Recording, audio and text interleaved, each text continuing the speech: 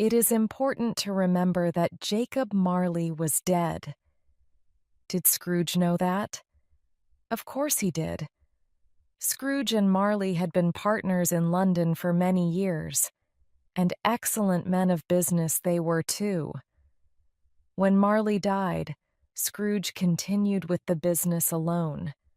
Both names still stood above the office door: Scrooge and Marley. Sometimes people who were new to the business called Scrooge Scrooge, and sometimes Marley, but he answered to both names. He did not care what name they called him. The only thing that mattered to him was the business and making money. Oh, he was a hard, clever, mean old man, Scrooge was. There was nothing warm or open about him. He lived a secretive, lonely life and took no interest in other people at all.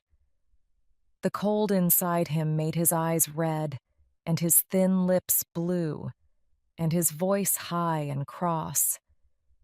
It put white frost on his old head, his eyebrows and his chin.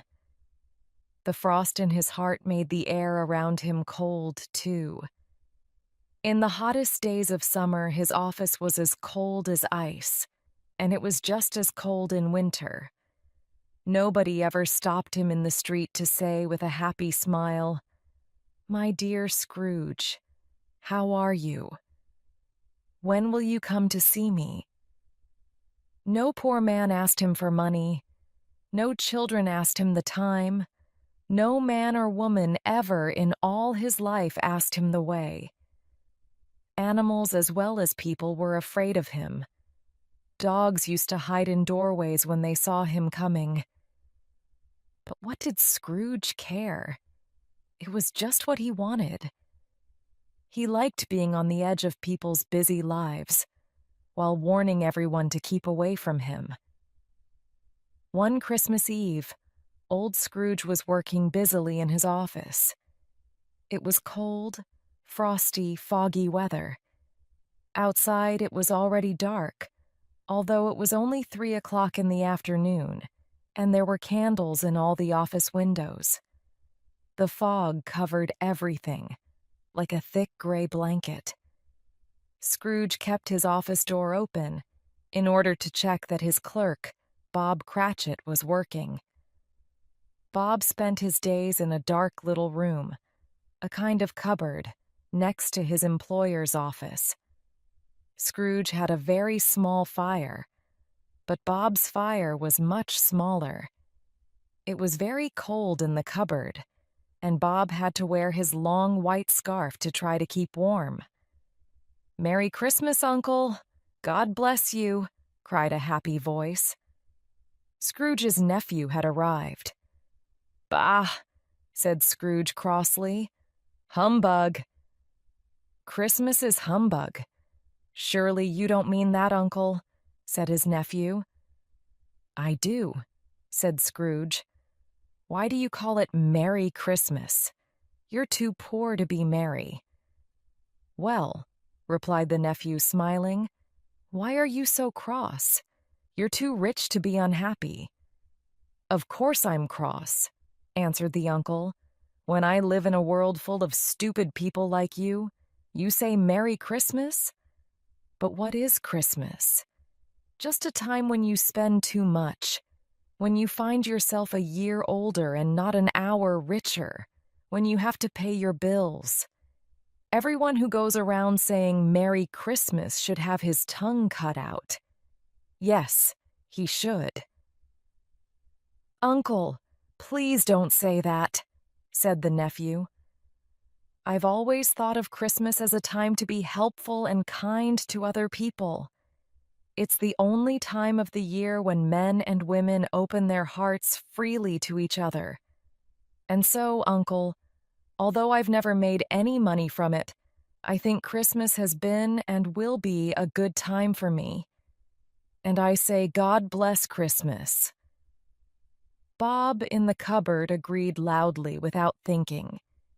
He immediately realized his mistake and went quickly back to his work, but Scrooge had heard him. "If I hear another sound from you," said Scrooge, "you'll lose your job." "Don't be angry with him, uncle," said the nephew. "Come and have dinner with us tomorrow." "Dinner with you? I'll see you dead first." "But why won't you come?" "Why?" "Because Christmas is humbug. Good afternoon."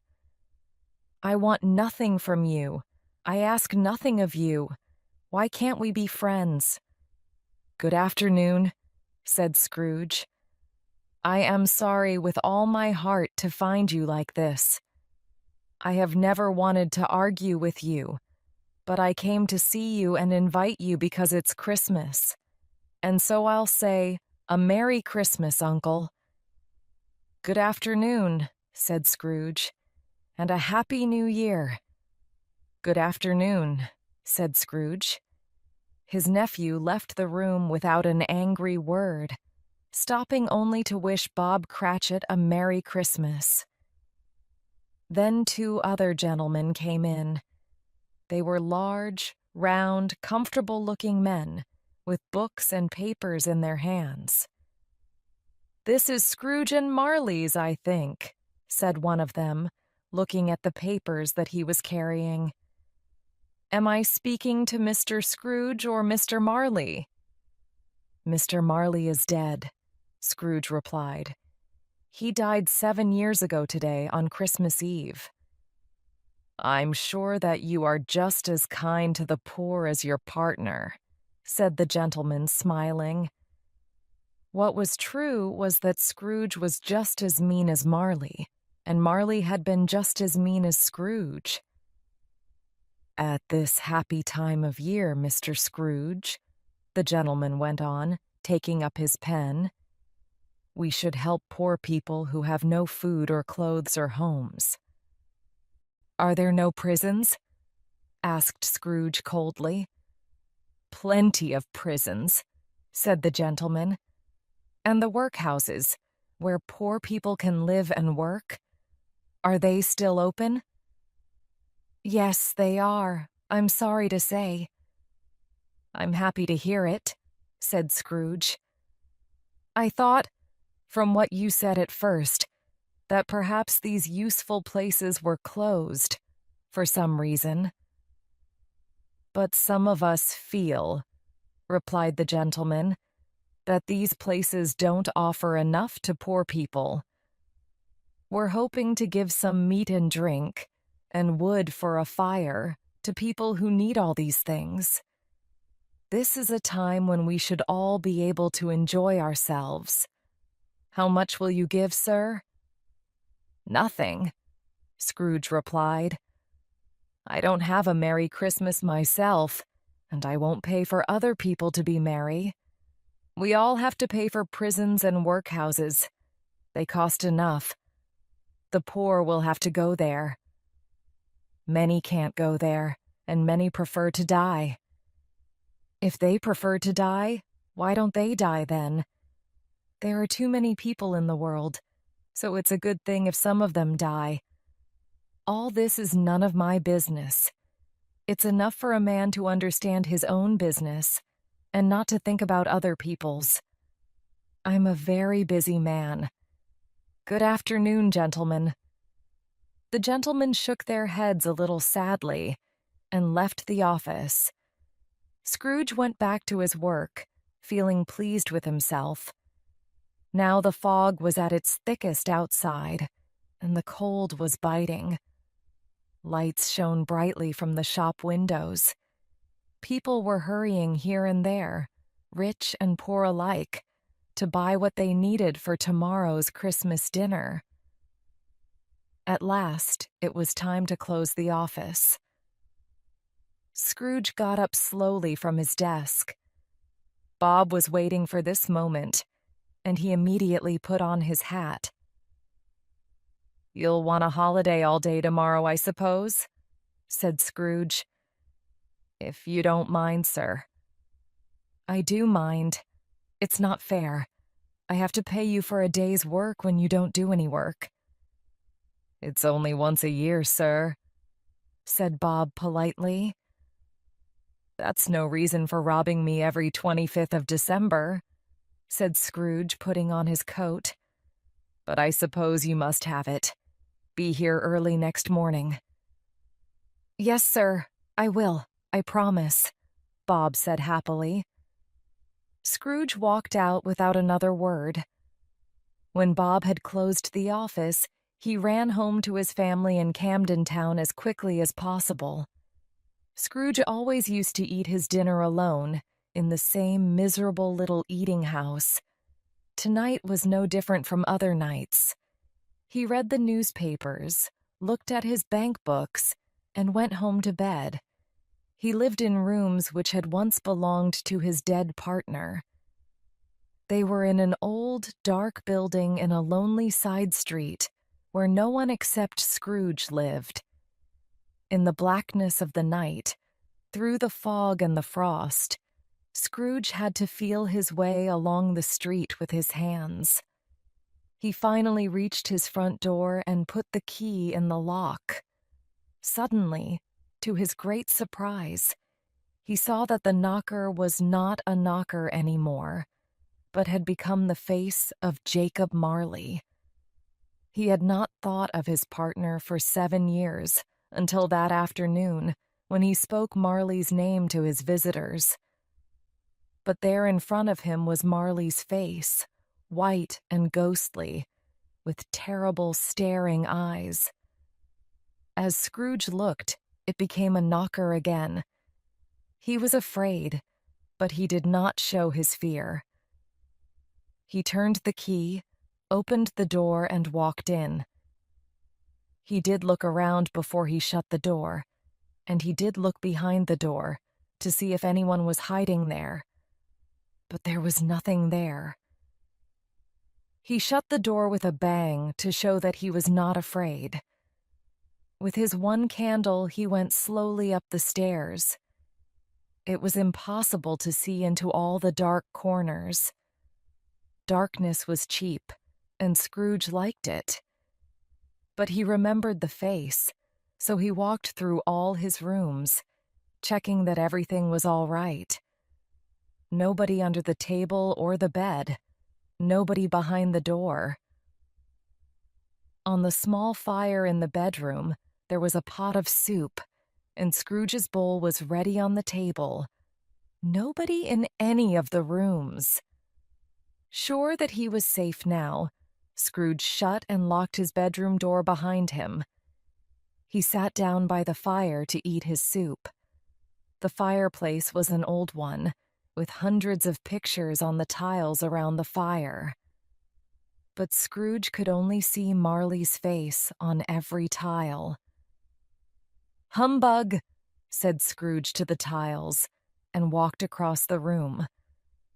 When he sat down again, he noticed a bell on the other side of the room. As he looked, he saw, with great surprise and fear, that the bell was slowly beginning to move from side to side.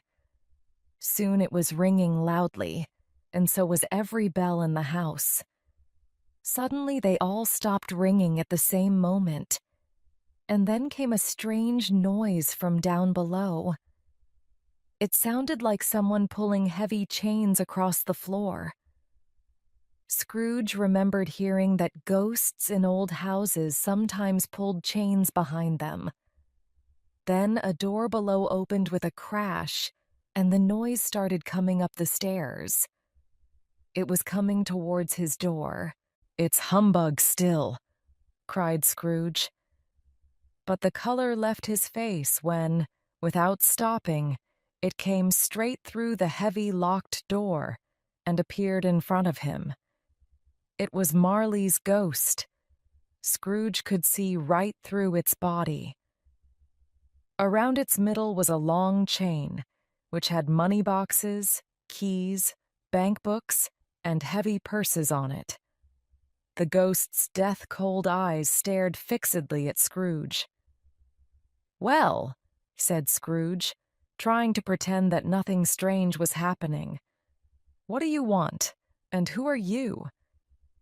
"In life I was your partner, Jacob Marley." "It's humbug, I tell you," said Scrooge. "There are no ghosts." But when he said this, the ghost gave a terrible cry and shook its chain in a very frightening way. At once Scrooge fell on the ground in great fear, crying, "Yes, yes, you are our eel! I see that now. Why have you come? Why do ghosts come back from the dead? Tell me, Jacob." The spirit of every man who does not help other people in life has to travel endlessly through the world after his death.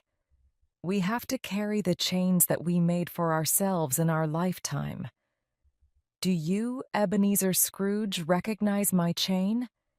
It is very like the one that you wear. Scrooge looked around him but could see no chain. "Jacob," he said, "please tell me more." "I cannot help you much, Ebenezer. I cannot rest. I cannot stay anywhere for long. I have been dead for 7 years, and all that time I've been traveling on the wings of the wind. No peace, no rest for me in death, because I was never good or kind in life." "But you were always a good man of business, Jacob," said Scrooge, who was now beginning to worry about his own life. "Business!" cried the ghost miserably. "Why didn't I think of people as my business? I thought only about making money, not about being kind and helpful to other people. Listen to me, Ebenezer. I am here tonight to warn you. You still have a chance to save yourself from what has happened to me. 3 spirits will come to visit you. The first tomorrow at 1 o'clock, the second at the same time the next night, and the third at midnight the following night. You will not see me any more, and for your own peace after death, remember what I have told you."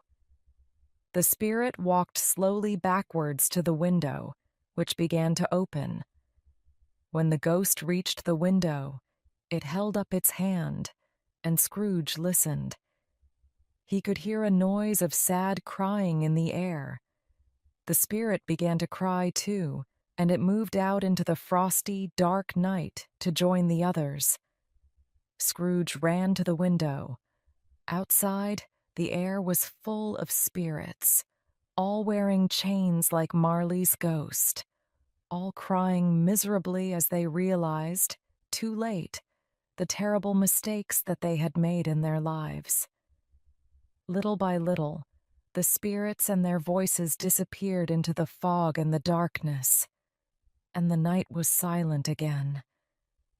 Scrooge closed the window and checked his bedroom door. It was still locked. He started to say, "Humbug?" but stopped suddenly. Perhaps because he was very tired, or because it was late, he went straight to bed without taking off his clothes and fell asleep immediately. When Scrooge woke up, it was very dark in the room. He heard the church clock start striking and listened to see what the time was. To his great surprise, the heavy bell went on striking up to 12, then stopped. 12 o'clock! It was past 2 in the morning when he had gone to bed. The clock must be wrong. He looked at his watch. It said 12 o'clock too.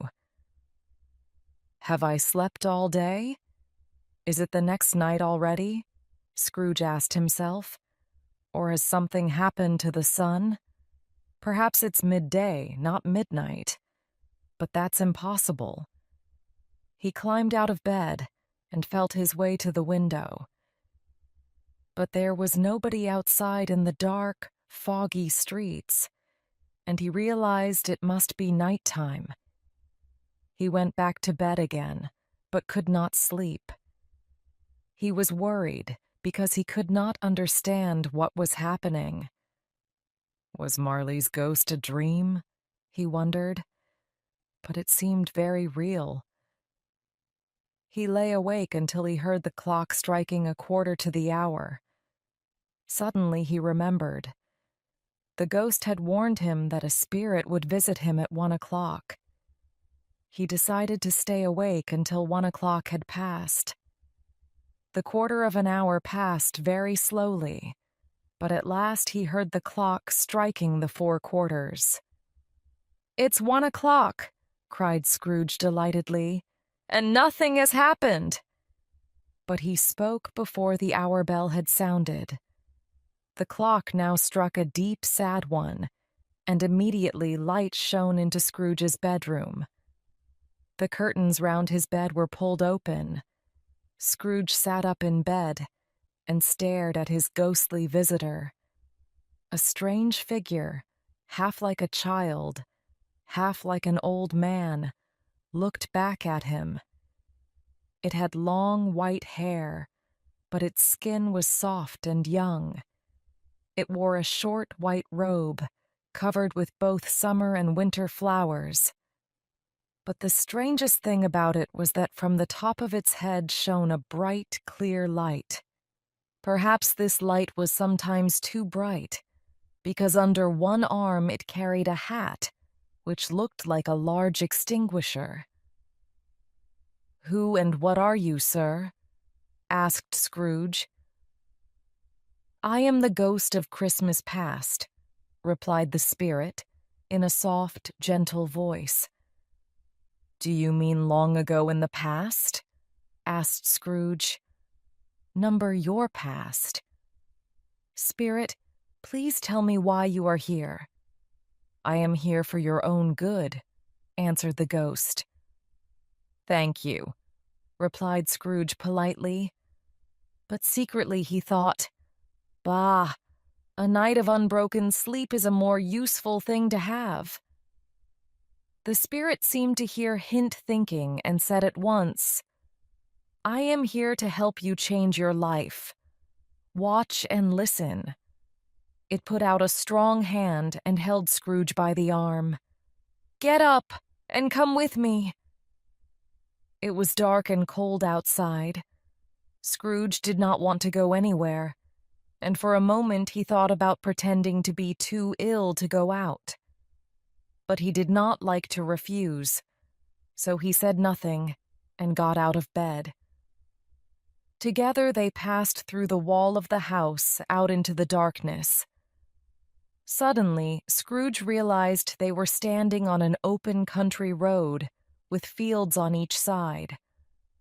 London, the fog, and the darkness had all disappeared, and it was a clear, cold, winter day with snow on the ground.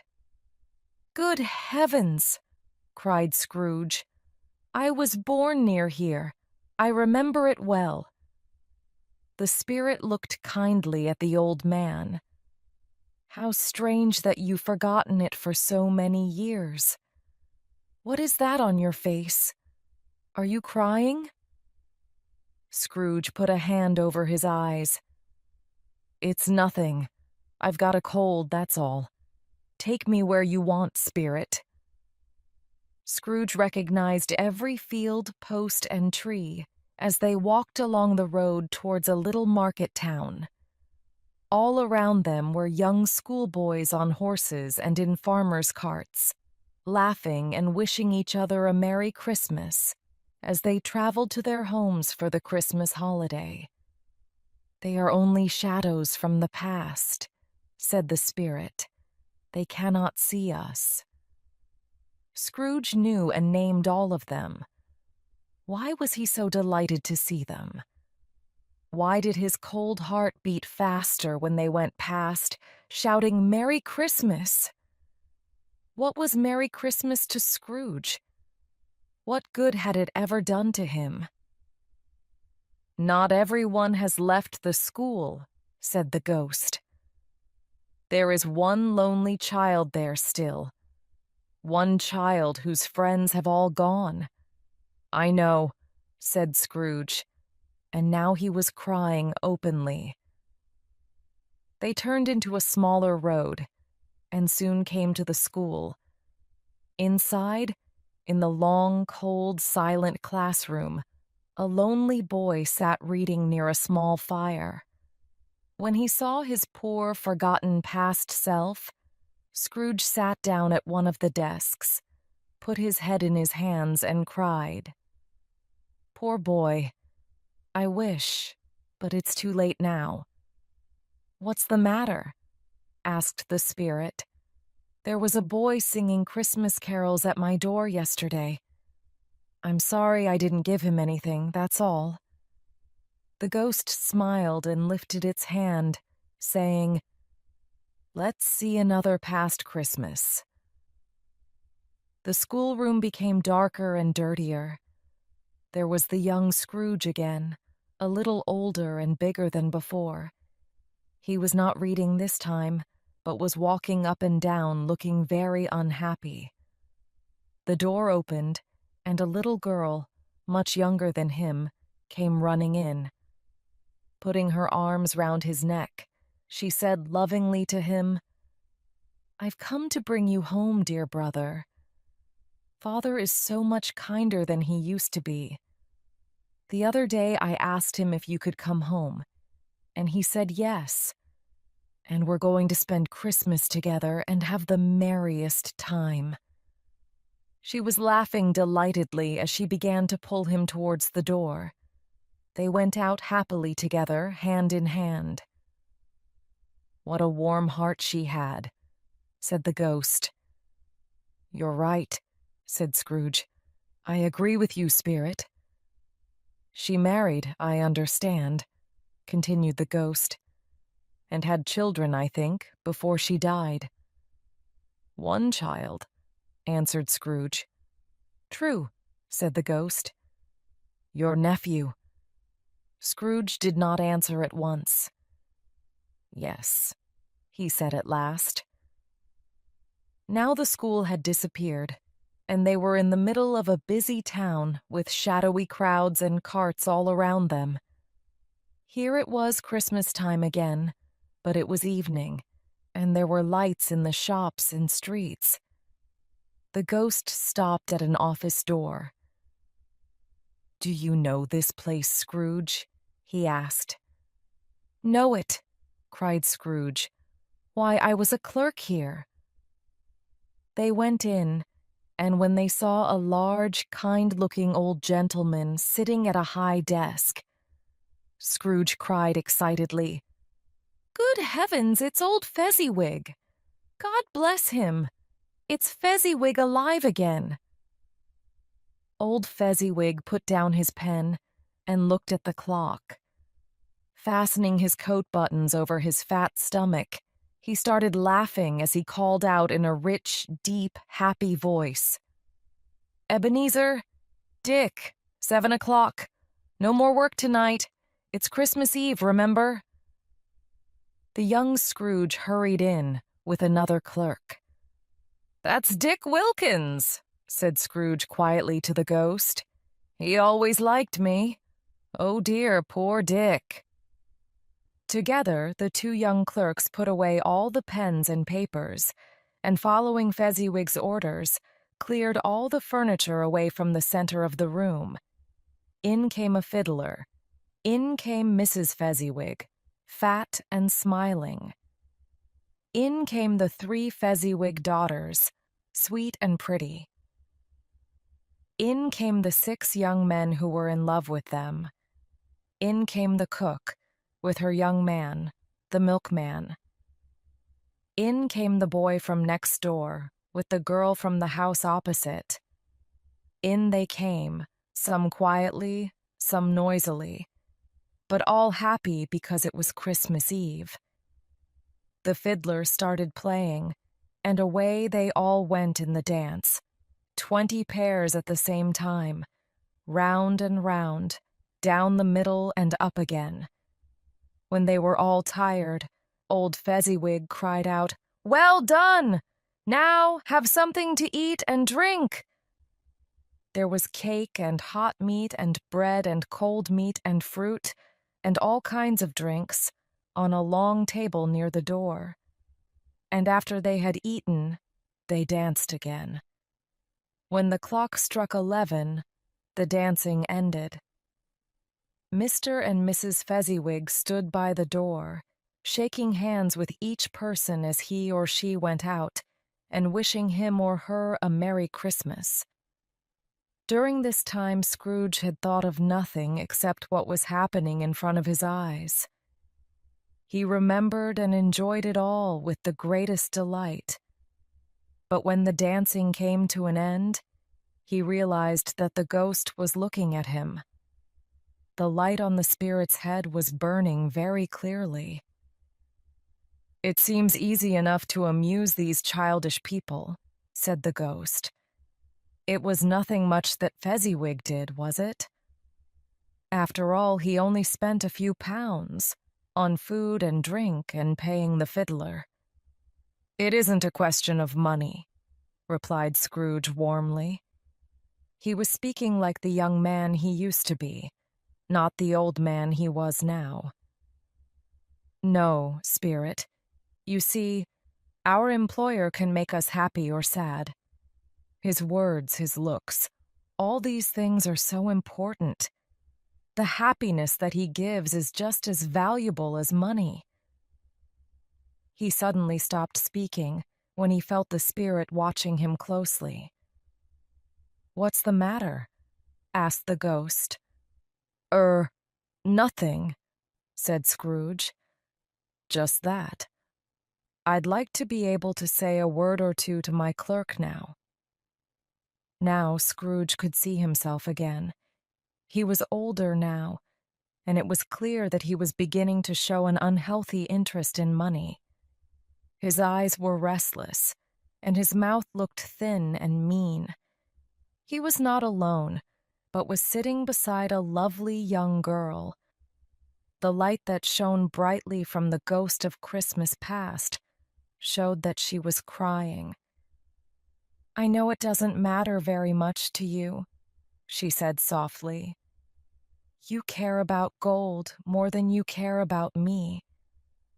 Perhaps I shouldn't be sad. Money will give you the happiness that I wanted to give you.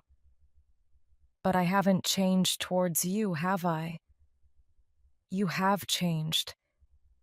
We promised to marry a long time ago, when we were both poor, and happy to be poor. I have stayed the same, but you have different hopes and dreams now. I loved the man that you used to be, but I know that you do not wish to marry me anymore, so I've come to tell you that you're free. Be happy in the life that you've chosen." And she left him. "Spirit!" cried Scrooge. "Show me no more. Take me home. This is too painful." "One shadow more," said the ghost. "No more!" cried Scrooge. "I don't wish to see any more." But the spirit held his arms, and he could not escape. Now they were in another place, in a room which was not very large, but comfortable. Near the fire sat a beautiful young girl. Scrooge thought she was the girl that he had just seen, until he saw her, now a good-looking married lady, sitting opposite her daughter. The room was full of children, and noise, and shouting, and laughing. Just then the door opened, and the father entered, carrying a great pile of Christmas presents. The noise became twice as loud as the children received their presents with delight and kissed their father gratefully. Finally, the younger ones went upstairs to bed, and Scrooge watched more sadly than ever as the father sat down with his loving daughter and her mother by the fire. "Belle," said the husband, turning to his wife with a smile, "I saw an old friend of yours this afternoon. Guess who? Mr. Scrooge. He was sitting alone in his office. His partner is dying, and I don't think he has any other friends." "Spirit," said Scrooge in a broken voice, "take me away from this place. "These are shadows of the things that happened in the past," said the ghost. "You chose the life that you preferred, so why cry now?" "I can't watch anymore. It's too awful. Leave me alone, spirit." And Scrooge, noticing that the ghostly light was burning high and bright, suddenly took the extinguisher and pushed it down hard on the spirit's head. But although it covered the ghost's head and body, Scrooge could not hide the light, which continued to shine out strongly from underneath. Now Scrooge found himself back in his own bedroom again. Feeling very tired, he climbed into bed and at once fell into a deep, heavy sleep.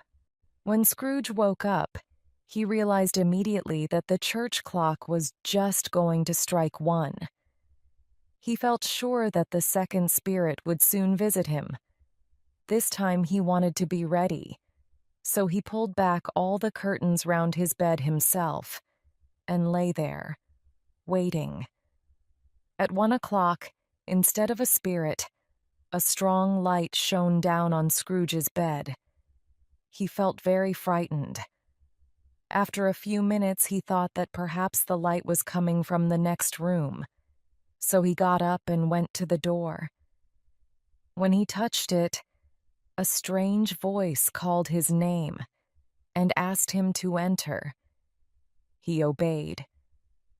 Although he recognized it as his own room, it looked very different now.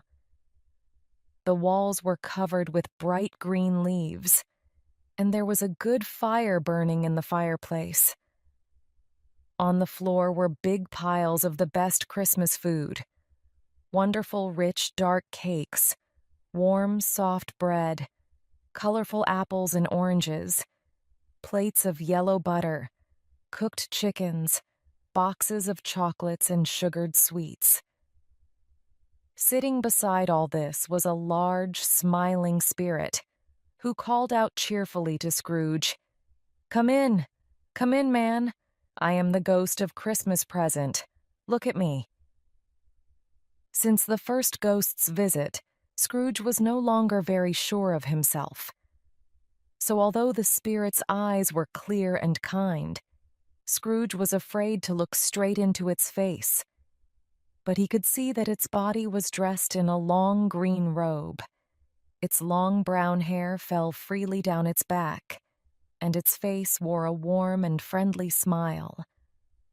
Light shone from the torch which it was holding in its strong right hand. "Spirit," said Scrooge quietly, "take me where you want. Last night I learned a lesson which is working now. If you have anything to teach me tonight, let me learn from you." "Touch my robe," said the spirit, and Scrooge obeyed. The food, the room, the fire all disappeared, and they were standing outside in the cold, snowy streets on Christmas morning. Although the sky was gray and the streets were dirty, the people looked surprisingly cheerful as they hurried to the bakers' shops with their Christmas dinners, all ready for cooking. The spirit seemed specially interested in poor people. He stood with Scrooge in a baker's doorway and held his torch over the dinners as they were carried past him. Sometimes, when he saw people pushing each other or getting angry, he lifted his torch over their heads, and immediately they became kinder or stopped arguing. "Because it's Christmas," they told each other. "What does your torch do, spirit?" asked Scrooge. "It gives a special taste to people's dinners on this day," answered the spirit. "Why do you use it most on poor people?" said Scrooge. "Because poor people need it most," was the reply. They went on through London and came to the small house where Scrooge's clerk lived. Here the spirit smiled and held his torch high over the door. Inside, Bob Cratchit's wife and second daughter, Belinda, in their everyday dresses, but looking clean and pretty, were putting plates on the table for their Christmas dinner. Bob's son Peter was helping to cook the potatoes, and two smaller Cratchits, a boy and a girl, were running round excitedly. Just then, the eldest daughter, Martha, arrived home from work. "Here's Martha, Mother!" cried the two young Cratchits happily. "We're having a really big chicken for dinner, Martha." In fact, it was only a small chicken, but it seemed large to the excited children. "My dear, how late you are," said Mrs. Cratchit, kissing her daughter several times. "We were so busy yesterday, Mother," replied the girl. "That's why we didn't finish until this morning." "Well, never mind now that you're here. God bless you. Sit down by the fire, my dear." "No, no! Father's coming," cried the two young Cratchits. "Hide, Martha, hide." So Martha hid herself, and in came Bob in his thin coat and long white scarf, with his son Tiny Tim in his arms. Poor Tiny Tim! He had not walked since he was born, and although he could pull himself and his thin little legs along with the help of a wooden crutch, he was not strong enough to travel far alone. "Why, where's Martha?" cried Bob, looking round. "Not coming," said Mrs. Cratchit. "Not coming," repeated Bob, his cheerful smile disappearing. "Not coming on Christmas Day." But Martha didn't like to worry her father for a minute, so she ran out from behind the door and kissed him, while the two young Cratchits showed Tiny Tim the chicken, now ready to eat. Scrooge and the Spirit watched as the family sat down to eat. It was a poor enough meal, but to them it seemed wonderful, and they ate every bit of it. "It's the best chicken I've ever tasted," said Bob, smiling round at his family, who, with their mouths full, all agreed. And then, the most exciting moment of the day. Belinda put a clean plate in front of each person, and they all turned to look at Mrs. Cratchit as she came in from the kitchen. Her face was hot from her morning's work, but she was smiling happily as she carried in the Christmas pudding in its little circle of blue fire. Oh, it was a wonderful pudding. They were all delighted with it. "It's your greatest success in all the years that we've been married, my dear," said Bob. "Well, I did wonder how much fruit to put in it," said his wife. "But, yes, it's a good one." And she laughed just like a young girl. Nobody said that it was a very small pudding for a large family. Nobody even thought it.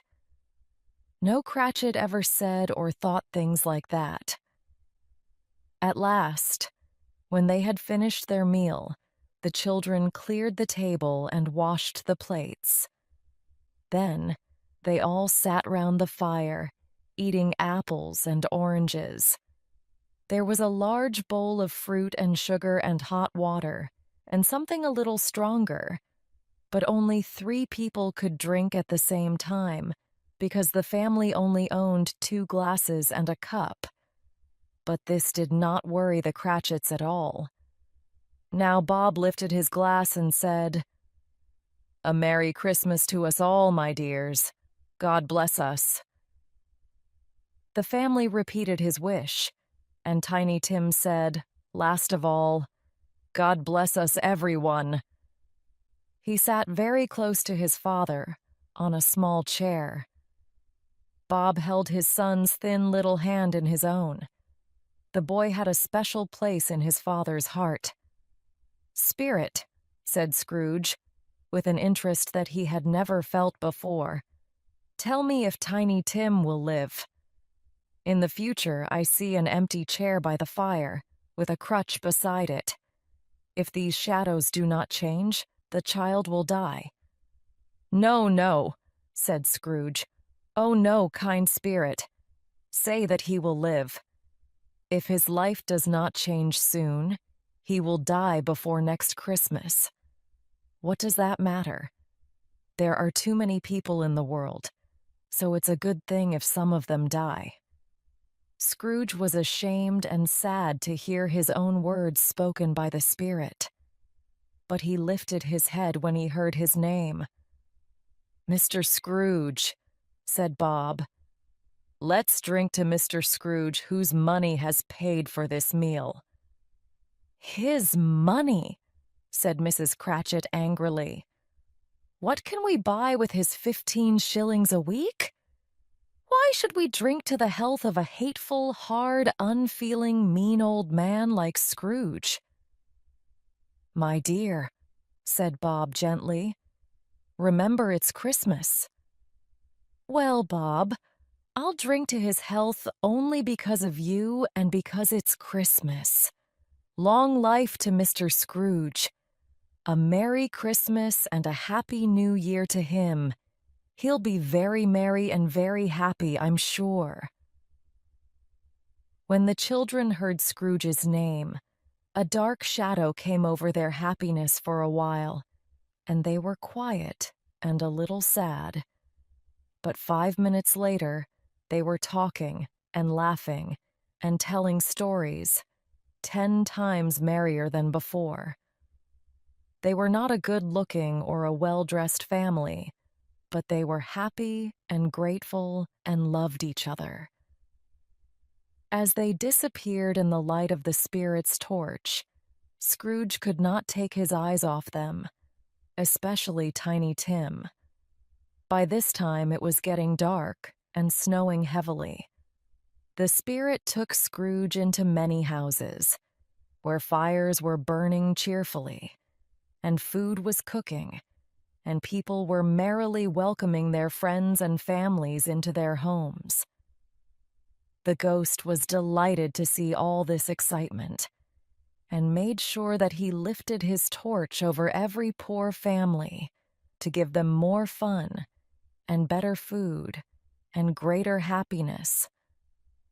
Then the spirit took Scrooge away from the busy capital to a wild, lonely place in the country where no trees grew. Here they visited a small stone house, a long way from any town or village, where an old man and woman were singing Christmas carols with their children and grandchildren. The spirit did not stay long here, but told Scrooge to hold his robe again. Where are we going? Not up in the air, surely. And Scrooge, terribly frightened, looked down as they flew over the land and then over the sea. It was stormy, windy weather, and the waves crashed violently underneath them. The spirit took Scrooge to a lighthouse built on a lonely rock, several miles from land. A light was kept burning at the top, in order to warn sailors to keep away from the dangerous rocks. 2 men lived here in this cold, unfriendly place, far away from their families, but the spirit smiled to see them shake hands, wish each other a Merry Christmas, and sing a carol together in front of their fire. Again the spirit and Scrooge flew on, and together they landed on a ship in the middle of the sea. Here every man, although many miles from home, had a kind word for his friend, or thought warmly of his family, because it was Christmas. It was a great surprise to Scrooge, while listening to the noise of the wind and waves, to hear a happy laugh. He recognized it as his nephew's, and found himself, with the smiling spirit beside him, in his nephew's bright, warm sitting room. When Scrooge's nephew laughed, everybody who was with him wanted to laugh too. He had that kind of laugh. And at the moment, his very pretty wife and several of his friends were laughing with him. He said that Christmas was humbug, ha ha ha, cried Scrooge's nephew. "That's very bad of him, Fred," said his wife. "He's a strange old man," said Scrooge's nephew. "But I'm sorry for him. His money is no use to him, you see. He isn't at all happy or comfortable, although he's rich. It's sad to think of him sitting alone in his cold room. And so I'm going to invite him every Christmas. He can be cross and miserable if he likes, but I'll go on inviting him, and one day perhaps he'll think better of Christmas." After tea, the cheerful little group sang songs and played music. Scrooge recognized the song that his little sister used to sing, and remembered sadly what the ghost of Christmas past had shown him. Later, the friends played guessing games, and Scrooge joined in the games with delight. Nobody except the spirit could hear him, but he often guessed the right answer. "It's time to go now," said the ghost, smiling at the old man's childish excitement. "No, spirit, please, let me stay a little longer. Look, they're playing a new game." It was a game called Yes and No, in which Scrooge's nephew had to think of something, and the others had to ask questions to discover what it was. The only possible answers were yes or no.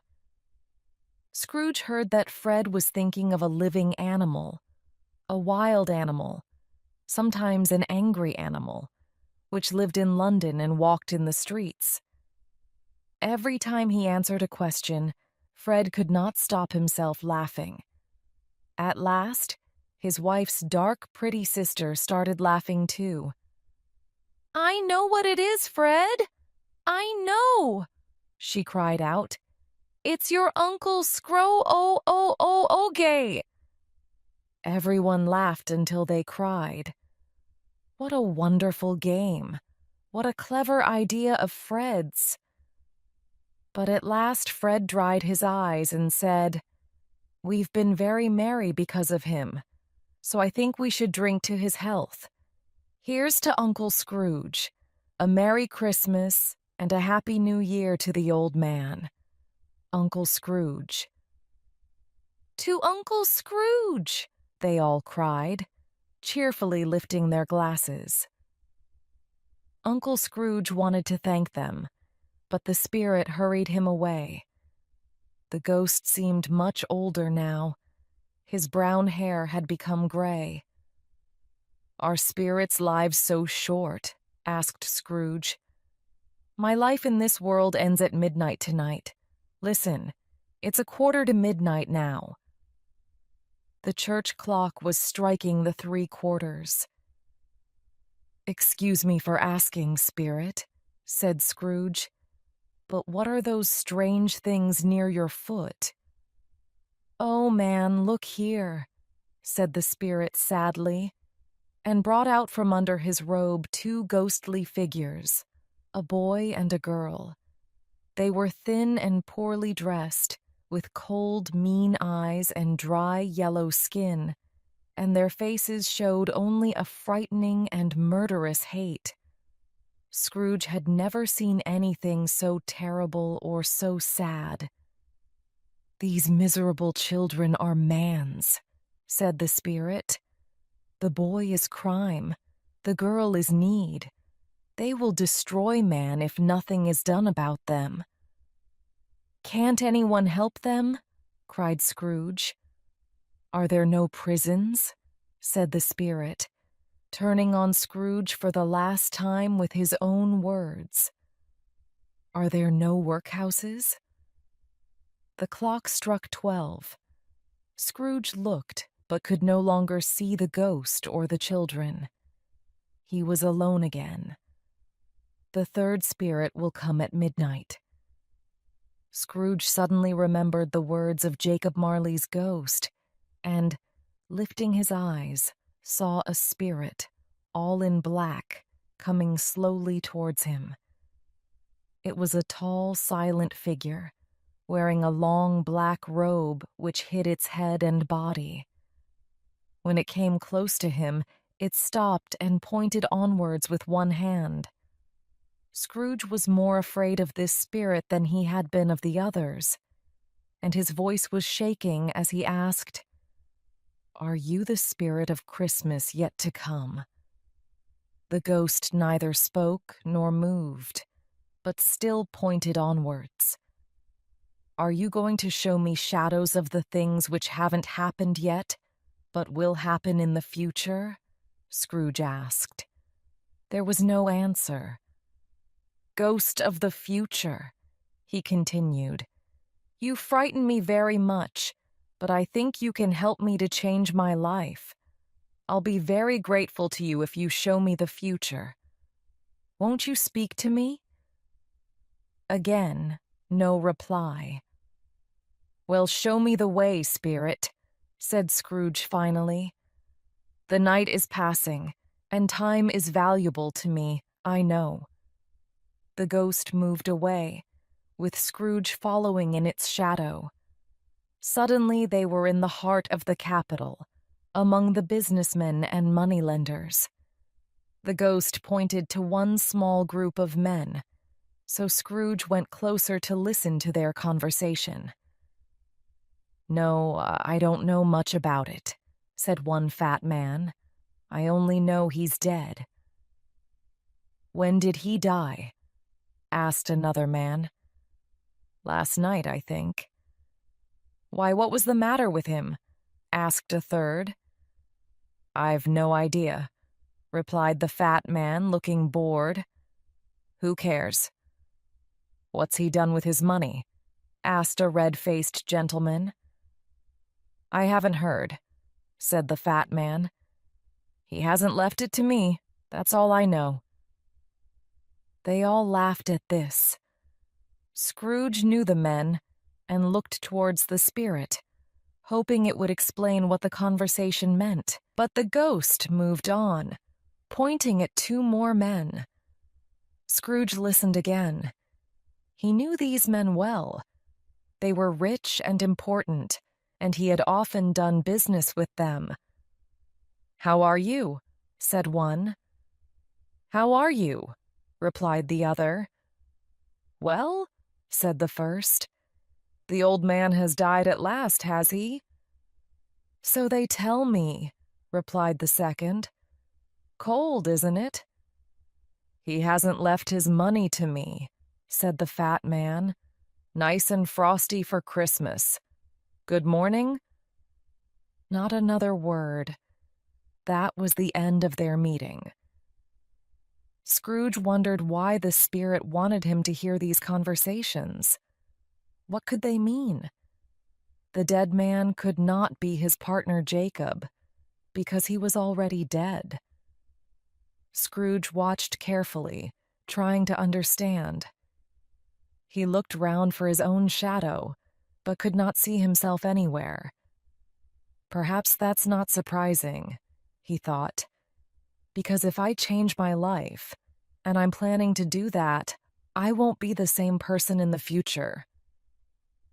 Just then he noticed the spirit, standing quiet and dark beside him, with its pointing hand. He felt the unseen eyes staring fixedly at him behind the black robe. Scrooge's body shook, and he felt cold.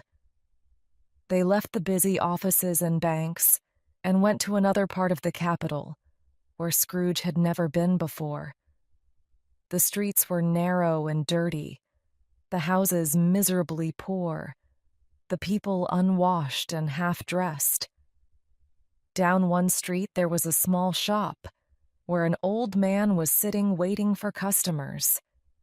His business was buying old furniture or clothes and selling them again to the poorest people in London. As Scrooge and the spirit watched, 3 women arrived at the shop door at the same time, each carrying a large bundle. They looked very surprised and a little ashamed to see each other. Suddenly they all started laughing. "Ladies, you couldn't find a better place to meet," said Joe, the old man, getting up. "Now come inside. and show me what you've got to sell." Inside, the first woman put her bundle on the table and said, "I don't care if everybody knows where this comes from. We all have to take care of ourselves. He always did." "That's right," agreed the second woman. "Very true," agreed the third. "Does a dead man need these things?" continued the first woman. "And why was he so mean while he was alive? We all worked for him, didn't we? Cleaned his house, washed his clothes, cooked his soup, and what did we get? 3 shillings a week. It's no surprise that he died alone with no friends around him." "You never spoke a truer word," said the second. "He was a bad man, we all know that," said the third. "Now what have we here?" said old Joe, opening the women's bundles. "Buttons, pencils, boots, silver spoons, some excellent bed curtains, blankets, and a very good shirt," he added, feeling the fine cotton. "Yes, it was his best," said the first woman. "They put it on him after he died. But he doesn't need it now that he's dead. And the blankets and bed curtains, he doesn't need them either. You took the shirt off a dead body and the blankets and curtains off his bed while he was lying there." "Well, well," said Joe, shaking his head. "Here's your money." And he counted out several shillings into the women's hands. "Ha, ha, ha!" laughed the first woman. "He frightened everyone away when he was alive, and we've made money out of him now that he's dead. Ha, ha, ha!" Scrooge felt sick and angry at the same time. "Spirit," he said, "I see now.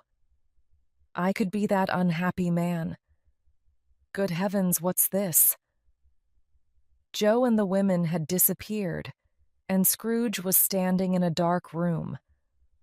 Opposite him was a bed, with no blankets or curtains. A light shone down from above, onto the body of a dead man, covered with a sheet. "How sad," thought Scrooge, "to die with no friends or family around him. To lie in an empty room with no candles or flowers, and robbed of his clothes.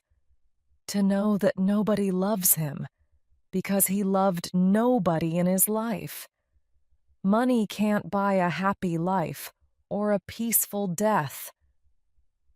He looked at the spirit, whose hand was pointing at the man's covered head. It would be easy to lift the sheet and see who the man was. But for some reason, Scrooge could not do it. "Spirit," he said, "this is a terrible place. Let's go." Still, the ghost's unmoving finger pointed at the man's head. "I understand you, but I can't look at him, Spirit, I can't," said Scrooge wildly. "If there's anyone in this town who feels anything at this man's death, show that person to me, Spirit, please." For a moment the spirit lifted its dark robe like a wing and showed Scrooge a room where a mother and her children were sitting. The young woman kept looking at the clock, and when her husband arrived, she hurried to meet him. What is the news?" she asked him worriedly. "Is it good or bad?" "There is still hope, Caroline," he replied. "How can there be hope? If that hard, mean old man wants us to pay back the money now, they'll send us to prison. We haven't got enough to pay him." "He is dead, Caroline," answered her husband. "Thank God for that," cried the young woman from her heart. The next moment she realized what she had said. "Oh, I didn't mean that. I'm sorry if anyone dies." "Perhaps the person who inherits his business will give us more time to pay the money back," and we'll have the money by then. Tonight we can sleep well, Caroline."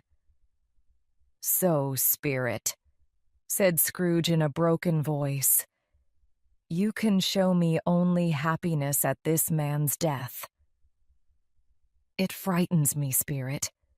Show me, please, that there can be sadness at a death." The ghost took him silently through the streets to poor Bob Cratchit's house. The room seemed strangely quiet. The mother and her daughters were making a small white cotton shirt together, while the usually noisy young Cratchits sat silently in a corner, and Peter was reading a book. Mrs. Cratchit put her work down on the table and covered her face with her hand. "The color hurts my eyes," she said. "The color? Ah, poor Tiny Tim. They're a little better now," she went on. "It's difficult to work by candlelight, and I don't want to show red eyes to your father when he comes home." "He's a bit late," said Peter. "But I think he's walked more slowly these last few days, Mother." They were very quiet again. At last, she said bravely, "I've known him walk with Tiny Tim in his arms, very fast indeed." "So have I," cried Peter. "Often. But he was very light to carry, and your father loved him so much. And there's your father at the door now." She got up quickly to kiss Bob as he came in. He looked tired and thin, and needed his long scarf, poor man. Martha took his boots and scarf off, and Belinda brought him his tea, and the little Cratchits sat close to him. He was very cheerful with all of them, and was pleased with the little shirt that his wife and daughters were making. "It'll be ready long before Sunday, won't it?" he said. "Sunday? You went there today then, Bob?" asked his wife. "Yes, my dear. You'd love to see it. It's a beautiful green place, but you'll see it often. I promised him that we would go there every Sunday." "My little, little child," cried Bob, hiding his face in his hands. He had loved the boy very much.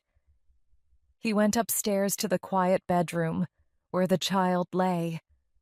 Poor Bob sat down beside him, and when he felt calmer, he kissed the little face and went downstairs again, almost happy. "My dears," he said to his children, "one of these days some of you will marry and leave home. In a few years' time, perhaps all of you will. But I'm sure none of us will ever forget Tiny Tim, will we?" "Never, Father," they all cried. "And I know," said Bob, "that when we remember how patient and gentle he was, although he was only a little child, we won't argue among ourselves. We'll remember poor Tiny Tim and love each other." "We will, Father," they all cried again. "I am very happy," said Bob. "I am very happy." Mrs. Cratchit kissed him, his daughters kissed him, the two young Cratchits kissed him, and he and Peter shook hands. "Tiny Tim, your goodness lives on in your family." "Spirit," said Scrooge, "I know that you will leave me soon. Tell me who that dead man on the bed was." No answer came in words, but the ghost of Christmas yet to come took Scrooge through the streets of London again. "Wait a moment," said Scrooge. "We're passing my office. Let me see how I shall look in the future." The spirit stopped. Its hand was pointing away from the office. But Scrooge hurried up to the window and looked in. It was an office still, but not his. The furniture was not the same, and the figure in the chair was not himself. The ghost continued to point onwards, and Scrooge followed. They reached a church and entered the churchyard. Here, among the untidy graves and the uncut grass, lay the miserable man whose name Scrooge would soon learn. It was a lonely place, most suitable for a man so unloved. The spirit stood and pointed down at one of the graves. Scrooge was strangely afraid. "Before I look more closely at that gravestone," he said, "answer me one question. Are these the shadows of the things that will be, or are they only shadows of the things that may be?" Without replying, the ghost pointed silently down at the grave. Scrooge moved slowly towards it, and following the finger, read on the stone his own name, Ebenezer Scrooge. "Am I that man who was lying on the bed?" he cried. The spirit pointed from the grave to him and back again. "No, spirit! Oh, no, no!" The finger was still there. Scrooge fell to the ground in front of the ghost, holding its long, dark robe. "Spirit, listen! I am a changed man. I have learnt my lesson from you spirits. Why show me this terrible end if there is no hope for me?" For the first time, the hand appeared to shake. "Good spirit, tell me that my future will change if I change my life now." The kind hand shook again. "I will remember the past and think of the future. I will be good to other people. I will keep Christmas in my heart and will try to be kind and cheerful and merry every day. Oh, tell me I can clean away the writing on this stone." Wildly, he caught the ghostly hand and held it for a moment. But the spirit was stronger than him and pulled its hand away. Just then, Scrooge noticed that something strange was happening to the spirit. It was getting smaller and smaller, and suddenly it became a bedpost. Yes, and the bedpost was his own. The bed was his own. The room was his own. Best and happiest of all, the future was his own, to change his life in. "I will remember the past and think of the future," repeated Scrooge as he jumped out of bed. "God bless you, Jacob Marley, and God bless Christmas." In his excitement, he found it difficult to speak. His face was still wet from crying. "Here are my bed curtains," he cried delightedly. "They aren't stolen, and I'm alive. Those were only shadows of things that may be. The future will be different. I know it will." All this time his hands were busy, hurriedly putting on his clothes. He put his left foot in his right shoe, couldn't find the buttons on his shirt, and forgot to brush his hair. "I don't know what I'm doing," said Scrooge, laughing and crying at the same time. "A Merry Christmas to everybody! A Happy New Year to all the world! Hurrah! There's the door which Jacob's ghost came through. There's the corner where the ghost of Christmas present sat. There's the window where I saw the traveling ghosts. It's all true. It all happened. Ha ha ha!" Really, for a man who hadn't laughed for so many years, it was an excellent laugh.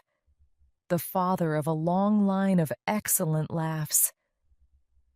"I don't know what day of the month it is," said Scrooge. "I don't know how long I've been with the spirits. I don't know anything. I'm just like a baby. Never mind. I prefer being a baby. Hurrah!" Just then he heard the church bells ring out louder than he had ever heard before. Running to the window, he opened it and looked out. No fog at all. A clear, bright, cold day. golden sunlight, blue sky, sweet clean air, merry bells. Oh, wonderful, wonderful. "What's today?" he cried, calling down to a boy in the street. "Today?" replied the boy in great surprise. "Why, it's Christmas Day V." "So I haven't missed it," thought Scrooge. "The spirits have done it all in one night." He called down to the boy again. "Hello, young man. Do you know the meat shop at the corner of the next street?" "Of course I do," replied the boy. "What an intelligent boy," said Scrooge. "Do you know if they've sold the big turkey that was in the shop window yesterday?"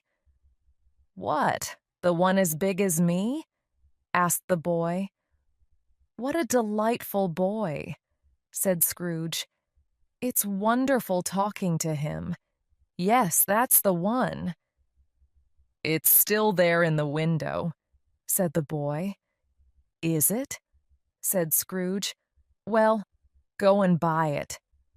"You don't mean it," cried the boy. "I do, I do. I'm serious. Go and buy it and tell the man to bring it back here. Come back with the man and I'll give you a shilling. Come back in less than 5 minutes and I'll give you 3 shillings. The boy went off like a bullet from a gun. "I'll send the turkey to Bob Cratchit's," laughed Scrooge. "He'll never know who sent it. It's twice as big as Tiny Tim. Ha ha ha." He went on laughing as he wrote Bob's address, gave it to the man with the turkey, and paid for a taxi, because the turkey was much too heavy to carry all the way to Camden Town. Now he finished dressing and went out into the streets, wearing his best clothes.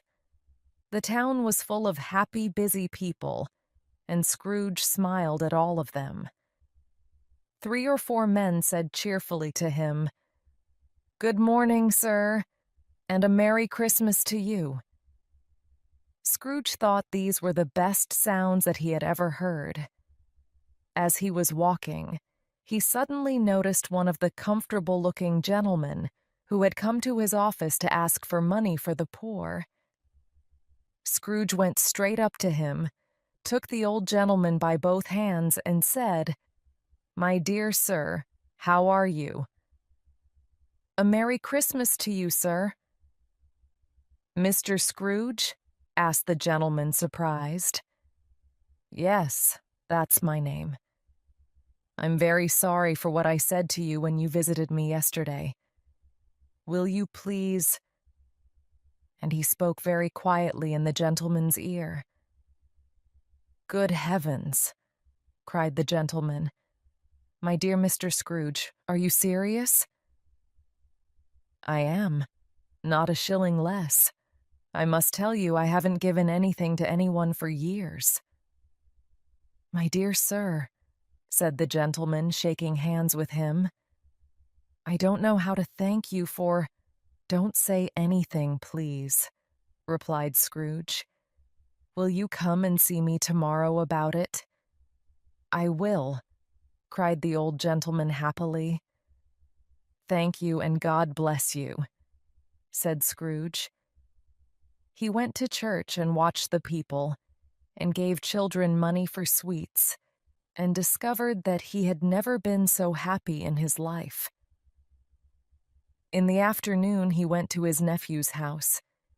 He passed the door several times before he was brave enough to knock, but at last he did it, and was taken into the sitting room, where Fred and his pretty wife were waiting for their friends to arrive for dinner. "Fred," said Scrooge, "it's your Uncle Scrooge. I've come to dinner. Will you let me stay, Fred?" Let him stay. Fred almost shook his uncle's arm off. Scrooge felt at home in 5 minutes. Nothing could be merrier. And what a wonderful dinner they had. Wonderful party, wonderful games, wonderful happiness. But he was early at the office next morning. Oh, he was there early. He wanted to catch Bob Cratchit arriving late, and he did. The clock struck 9. No Bob. A quarter past. No Bob. He was 18.5 minutes late when he finally hurried in. Scrooge was sitting with his office door open. "Hello?" said Scrooge in his old hard voice. "What do you mean by coming here so late?" "I'm very sorry, sir," said Bob. "I am late. It's only once a year. We were rather merry yesterday, sir." "Now I'll tell you what, my friend," said Scrooge. "I'm not going to have this any longer. And so," he continued, jumping off his chair and shaking Bob's hand, "I'm going to pay you twice as much." Bob's face went white. For a second or two, he thought that Scrooge had gone crazy. "A Merry Christmas, Bob," said Scrooge, and it was clear that he meant it. "A merrier Christmas, Bob, than I've given you for a long time. I'm going to pay you well, and help you with your family, and we'll discuss it all this afternoon over a Christmas drink, Bob. Put more wood on the fire at once, Bob Cratchit, and let's be comfortable." Scrooge did everything that he had promised, and more. To Tiny Tim, who did not die, he became a second father. He became as good a friend, employer, and man as anyone in London or in the world. Some people laughed to see the change in him, but he did not care. His own heart laughed inside him, and that was good enough for him. He never had any more conversations with spirits, but kept Christmas cheerfully and lived a happy life. That is what all of us want. And so, as Tiny Tim said, God bless us, everyone.